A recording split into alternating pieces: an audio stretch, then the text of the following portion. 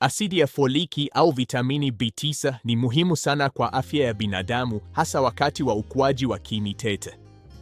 Mchakato huu muhimu unaojulikana kama organogenesis unahusisha maendeleo ya viungo vyote vya msingi vya mtoto.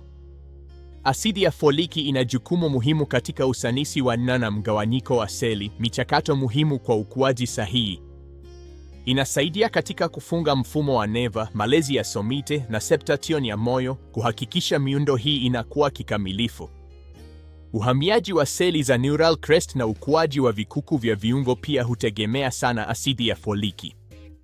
Hii husaidia kuzuia kasoro kubwa za kuzaliwa kama vile anencephaly na spina bifida ambazo huathiri ubongo na uti wa mgongo.